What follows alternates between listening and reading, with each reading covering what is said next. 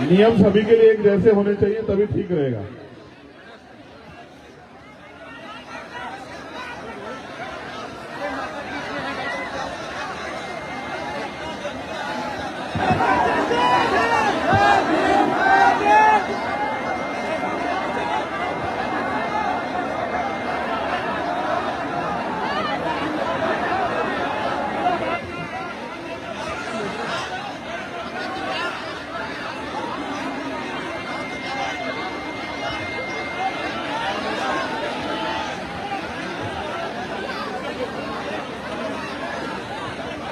अब ठीक है, चलिए अब आप बैठे बैठे मेरे साथ भारतीय संविधान की प्रस्तावना को पढ़ेंगे। पढ़ेंगे नहीं पढ़ेंगे? मैं यहां से बोलूंगा और आप मेरे साथ वहां से पढ़ेंगे। अपनी बात को शुरू करने से पहले हम भारतीय संविधान की प्रस्तावना से शुरू करेंगे।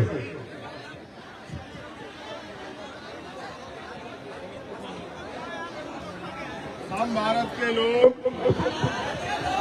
भारत को एक संपूर्ण, प्रभुत्व संपन्न, समाजवादी, पंथनिरपेक्ष, लोकतंत्रात्मक गणराज्य बनाने के लिए तथा उसके समस्त नागरिकों को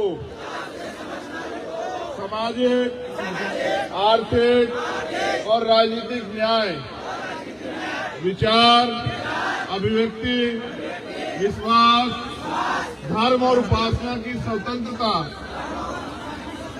प्रतिष्ठा और अवसर की समता प्राप्त कराने के लिए तथा उन सब में व्यक्ति की गरिमा, राष्ट्र की एकता और अखंडता सुनिश्चित करने वाली बंधुता बढ़ाने के लिए दृढ़ संकल्प होकर अपनी संविधान सभा में आज तारीख 26 नवंबर 1949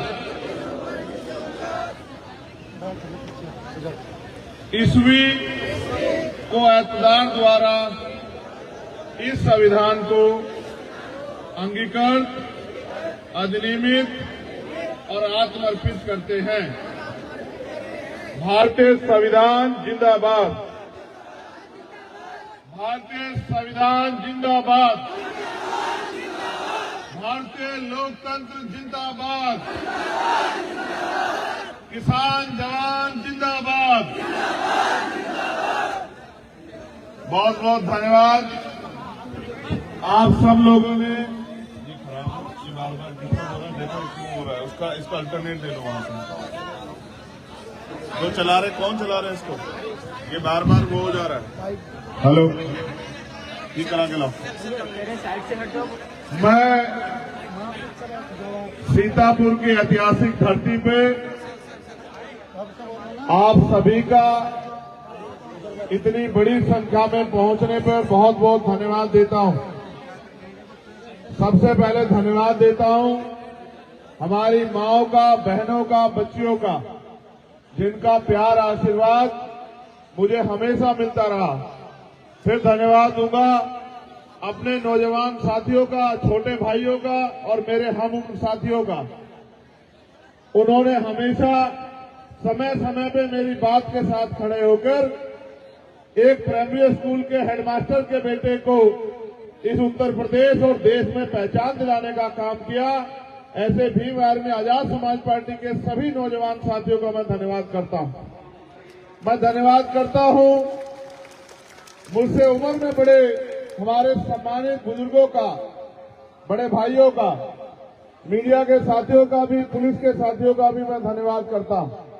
और सबसे ज्यादा धन्यवाद करता हूं यहां की जो टीम है, जिन्होंने अपनी मेहनत का एक एक पैसा लगा के पिछले लंबे समय से दिन रात एक करके गांव-गांव, गली-गली जाके लोगों के बीच में संघर्ष करके उनके दुख सुख में खड़े होके आजाद समाज पार्टी को, भीम आर्मी को आज एक ताकत बनाने का काम यहां पर किया।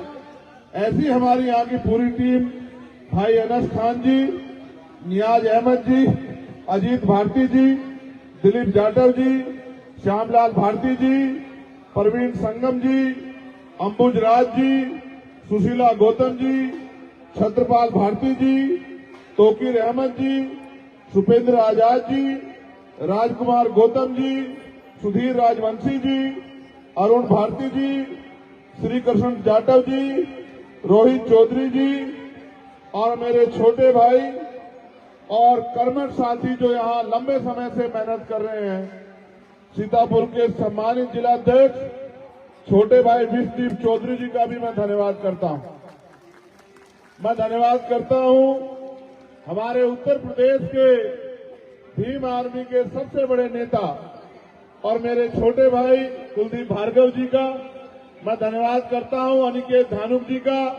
मैं धन्यवाद करता हूं हमारे बड़े नेता सौरभ किशोर जी का, विजय जी का और तमाम साथी जो यहां पहुंचे। अब मैं आप सबसे आग्रह करूंगा कि आप यथास्थान बैठ जाएं तो मैं अपनी बात सभी साथियों से रख लूं। बैठ जाओ भाई, बैठ जाओ।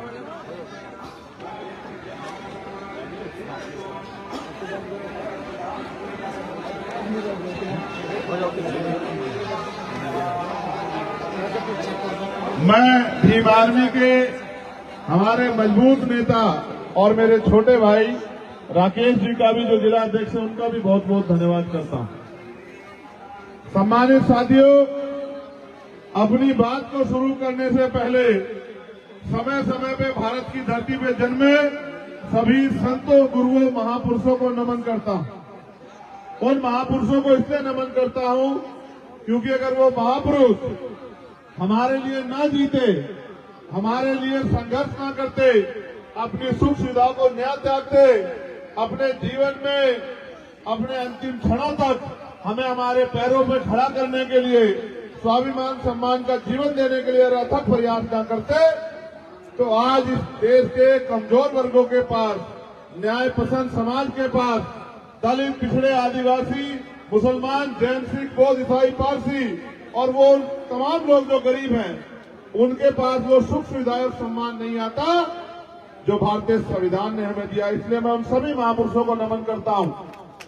महामानव तथागत बुद्ध से लेके संत शिरोमणि सतगुरु रविदास जी महाराज, भगवान वाल्मीकि महाराज, गुरु नानक देव, संत कबीर, गुरु घासीदास जी महाराज, संत गाडगे जी महाराज, नारायणा गुरु, राष्ट्रपिता ज्योतिबा फूले, छत्रपति साहू जी महाराज, डॉक्टर बाबा साहब अम्बेडकर, महामना रामस्वरूप वर्मा, पेरियर लल्लई यादव, ईवी पेरियर रामानायकर स्वामी, संत रामबीर प्रजापति, बाबू जगदेव प्रसाद कुशवाहा, जननायक कपूरी ठाकुर, मान्यवर दीना भाना वाल्मीकि साहब, मान्यवर काशीराम साहब और वो महापुरुष, चाहे आजादी की लड़ाई में उनका योगदान रहा हो, मां उदा देव पासी हो या मां झलकाई बारी कोरी हो या मां अवंतिका बाई लोधी हो, उन तमाम महापुरुषों को, वीरांगनाओं को भी मैं नमन करता हूं। मेरे प्यारे भाइयों, आज देश उस हालात में खड़ा है जिस हालात में हम लोग आजादी से पहले थे, क्योंकि तब हम पे अपनी बात को रखने का अधिकार नहीं था।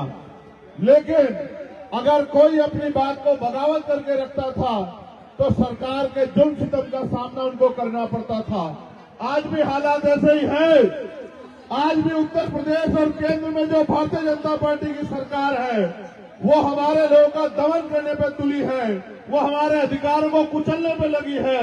उनका बस चले तो हमारा सांस लेने का अधिकार भी वो छीन ले। जिन अधिकारों की वजह से हम लोग पैरों पे खड़े हो रहे थे, चाहे वो आरक्षण का अधिकार हो, चाहे वो नौकरी का अधिकार हो, चाहे वो जमीनों का अधिकार हो, चाहे व्यापार करने का अधिकार हो, चाहे समता के अवसर हो, चाहे अभिव्यक्ति की आजादी हो, आज उत्तर प्रदेश और देश में इनका कोई मूल्य नहीं है।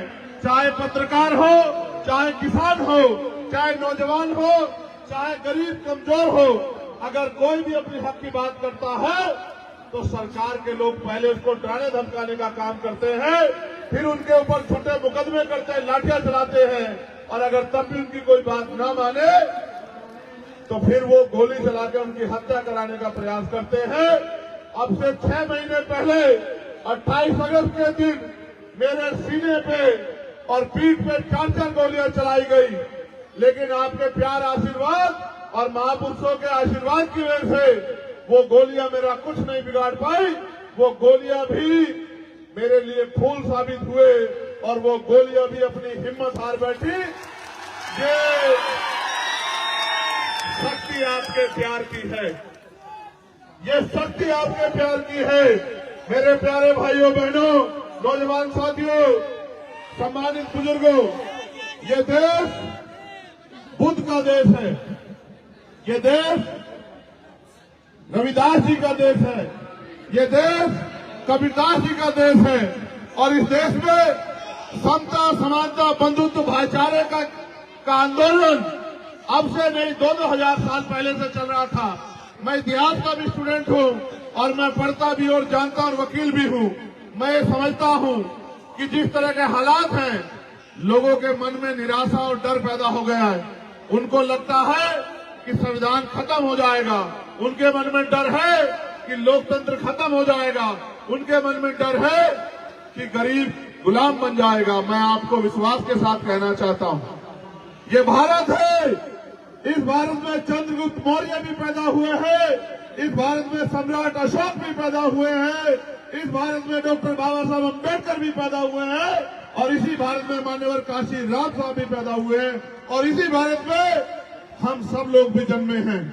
हम अपने देश को, अपने देश की मिट्टी को, जैसे हम अंग्रेजों के खिलाफ लड़े थे, उसी तरह हम आज की तानाशाही सरकार के खिलाफ लड़के इस गुलामी की बेड़ियों को काटने का काम करेंगे। मेरी बात को आप याद रखना, क्योंकि सर्दी का मौसम है।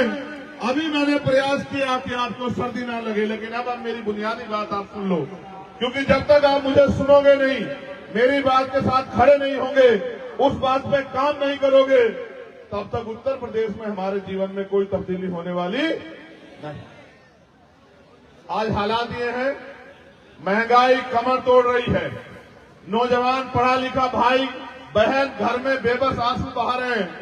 कोई भर्ती आती है तो पेपर लीक हो जाते हैं, फिर भी अगर किसी तरह से भर्ती आगे बढ़ जाए तो आरक्षण में घोटाला होता है। आप और सबने हमने देखा 69,000 शिक्षक भर्ती के हमारे भाई बहन, 20,000 पदों पे घोटाला हुआ।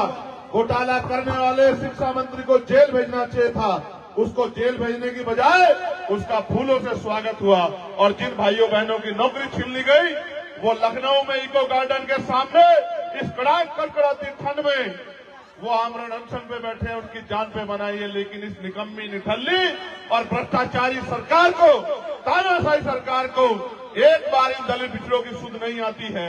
ये धर्म के आधार पर गैर बराबरी कर रहे हैं, ये जाति के आधार पर गैर बराबरी को बढ़ावा दे रहे हैं। ये हमारे लोगों को अपने पाले में लेकर हमारे अधिकारों को खत्म करने का काम कर रहे हैं। मैं आपको कहना चाहता हूं, गौर करो, 14 अगस्त 1947 जिस दिन ये भारत अंग्रेजों के अधीन था और हम अंग्रेजों से लड़ रहे थे, क्रांतिकारी अपनी जान को जोखिम में डाल के, अपनी जान को हथेली पे लेके देश की आजादी के लिए प्रयास कर रहे थे। 15 अगस्त को जब आजादी मिली तो 14 अगस्त को जिसकी जेब में 1 रुपया था, 15 अगस्त को भी आजादी के बाद उसकी जेब में 1 ही रुपया था। जिसके पास 1 गज जमीन थी 15, 16, 17 अगस्त 1947 को, उसके पास 1 गज जमीन ही थी, उससे फालतू नहीं हुई। जो व्यापारी नहीं था वो उद्योगपति नहीं बना, जिसके पास नौकरी नहीं थी उसको नौकरी नहीं मिली। हुआ क्या कि देश में, इस देश की सामाजिक व्यवस्था इतनी मजबूत थी, उस व्यवस्था में जो लोग ताकत में थे उन्होंने कभी भी दलित पिछड़े वर्ग के लोगों को अधिकार नहीं लेने दिए। उनको शिक्षा विहीन रखा, उनको अधिकार विहीन रखा, उनको तमाम तरह के साधनों से विहीन रखा। फिर आजादी आई, 26 जनवरी से 1950 को देश का संविधान लागू हुआ और उस संविधान ने कहा कि देश में रहने वाला हर एक व्यक्ति बराबर होगा, चाहे वो किसी जाति का हो, किसी धर्म का हो। सबको अपने धार्मिक स्थलों पर जाने की, पूजा अर्चना करने की, तरक्की करने की, आगे बढ़ने की, बुनियादी सुविधा लेने की आजादी होगी। और जो सरकारी सिस्टम बनेगा, उस सरकारी सिस्टम में हर एक आदमी की हिस्सेदारी होगी, हर एक आदमी का उस पर जोर होगा। लेकिन आज क्या है, आज क्या है, जिस दिन आजादी मिली, धन धरती राजपाट में बंटवारा नहीं हुआ। मेरे भाइयों, मेरी माँ बहनों, जो गरीब था वो गरीब रहा, जो अमीर था वो अमीर होता गया, गरीब गरीब होता गया और अमीर अमीर होता गया। थोड़ी बहुत अगर तब्दीली हुई तो जो आरक्षण की व्यवस्था हुई सरकारी नौकरियों में, उसकी वजह से मेरे आपके घर के लोग सरकारी नौकरियों में पहुंचे। सरकारी नौकरियों में पहुंचे तो जेब में पैसे आए, जेब में पैसे आए तो पेट की भूख शांत हुई। जब कनस्तर में आटा आ गया तो उसने सोचा कि हम इस देश में मेहनत मजदूरी सबसे ज्यादा करते हैं, फिर भी हम इस देश में गरीब क्यों हैं। और निर्णय यह हुआ कि बाबा साहब अम्बेडकर की बात को अगर हम नहीं मानेंगे, बाबा साहब अम्बेडकर की बात के साथ हम नहीं खड़े होंगे तो ये गुलामी की बेटियां नहीं कर सकती। और बाबा साहब ने क्या कहा? बाबा साहब ने कहा, जिस दिन वोट का अधिकार उन्होंने हमें दिलाया, कहा कि आज मैंने रानी का पेट चीर दिया, आज के बाद राजा जो पैदा होगा वो मतदान पेटी से पैदा होगा, आज के बाद जो राजा पैदा होगा वो बैलेट बॉक्स से तैयार होगा। जब मैं अपनी बात को खत्म कर रहा हूं तो तब मुझे इस बात को आप याद दिलाना कि बाबा साहब ने क्या कहा था। मैं आप सबके बात इशारे में कह रहा हूं कि जब मैं अपनी बात को खत्म करने की तरफ हूं तब आप मुझसे कहना कि भैया मत बेटी से राजा पैदा होगा, इस पे भी अपनी बात पूरी करो। कहोगे नहीं कहोगे? इसलिए आपको याद दिला रहा हूं कि आपको याद रहो। काम की बात सुनो। लोकतंत्र आया, लोकतंत्र की बुनियाद ये थी कि जिन अधिकारों से हमें वंचित किया गया वो अधिकार हम तक पहुंचे। लोक लेखा समिति बनी प्रदेश में, केंद्र स्तर पे, फिर और बात आगे बढ़ी, पंचायत स्तर पे पंचायत राज लागू हुआ और निर्णय उसका परिणाम ये था, उसका उद्देश्य ये था कि जो गांव में रहता है, जो शहर में रहता है, जो गांव के उस छोर में रहता है, जो बस्ती के उस टूटी झोपड़ी में रहता है, उसको भी सुख सुविधाएं मिले। चाहे वो प्रधानमंत्री की बेटी हो या एक मजदूर किसान की बेटी हो, उसको भी स्वाभिमान सम्मान का जीवन मिले। जो गरीब है वो अगर उससे टैक्स लिया जा रहा है तो उसको सुविधा देने का काम सरकार का होना चाहिए। हम इस देश के लोकतंत्र को समझ नहीं पाए। हमारे महापुरुष कह के गए, बाबा साहब अम्बेडकर ने भी कहा कि राजनीतिक सत्ता वो चाबी है जो आपकी सारी परेशानियों का हल कर सकती है। Political power is the master की। और उन्होंने ये भी कहा कि राजनीति में हिस्सेदारी नहीं करोगे तो उसका सबसे बड़ा दंड ये होगा कि अयोग्य लोग आपके ऊपर शासन करेंगे। आज देश में ऐसे लोग राज सत्ता में बैठे हैं जिनसे ना राज चलाना आता, ना घर चलाना आता, जिनको ये भी नहीं पता कि किस तरह हमारी माए बहने अपने आंसू बहा बहा के भूखे पेट इस देश में अपना समय व्यतीत कर रही। किस तरह से एक गरीब आदमी जब अपनी बेटी की शादी करता है तो हजारों हजारों रुपए उधार लेता है, पूरी जिंदगी उस उधार को चुकाता रहता है।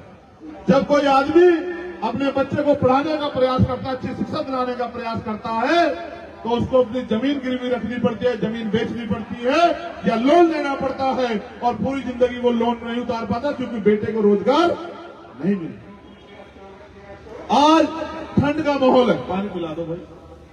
और ठंड का माहौल है, इस ठंड के माहौल को सीतापुर में हम ठंडा नहीं रखेंगे। इस ठंड के माहौल को हम लोग गर्मी में बदलेंगे और गर्मी में तब बदला जाएगा जब घर्षण होगा। और घर्षण तब होगा जब आप मेरी बात पे दोनों हाथ उठा के विश्वास दिलाओगे कि हम आपकी बात के साथ खड़े हैं।